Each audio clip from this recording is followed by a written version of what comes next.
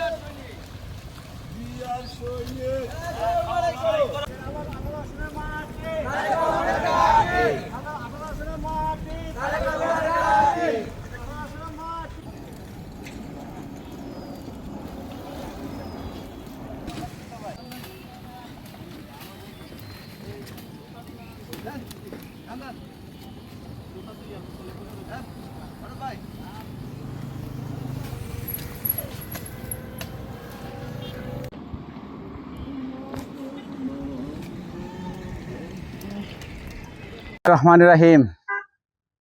বিএনপির ভারপ্রাপ্ত চেয়ারম্যান জনাব তারেক রহমান সারা বাংলাদেশের খাল নালা ডোবা পরিষ্কার পরিচ্ছন্নতা যে কর্মসূচি ঘোষণা করেছেন মাসব্যাপী, সেই ২ তারিখে বিএনপির সংগ্রামী মহাসচিব অত্যন্ত পরিচ্ছন্ন রাজনীতিবিদ মির্জা ফখরুল ইসলাম আলমগীর সাহেব এই ১৫ নম্বর সেক্টরেই লেকের কার্যক্রম পরিচ্ছন্নতা কার্যক্রমের শুভ উদ্বোধন করেছিলেন। সেই রূপায়ণ সিটির পাশ থেকে এই ৫ নম্বর ব্রিজ পর্যন্ত প্রায় ২.৫-৩ কিলোমিটারের লেক আমরা পরিষ্কার পরিচ্ছন্নতার যে কর্মকাণ্ড আমরা সেটা সম্পন্ন করতে পারবো ইনশাল্লাহ। এবং আমি আপনাদের মিডিয়ার মাধ্যমে সারা বাংলাদেশের যারা তরুণ যুবক সমাজ রয়েছেন, বিএনপির নেতা কর্মী রয়েছেন, সাধারণ জনগণকে উদ্বুদ্ধ করে এই কর্মকাণ্ডে তাদের অংশগ্রহণ করার ব্যবস্থা করেন এবং আপনারা নিজেরাও অংশগ্রহণ করেন।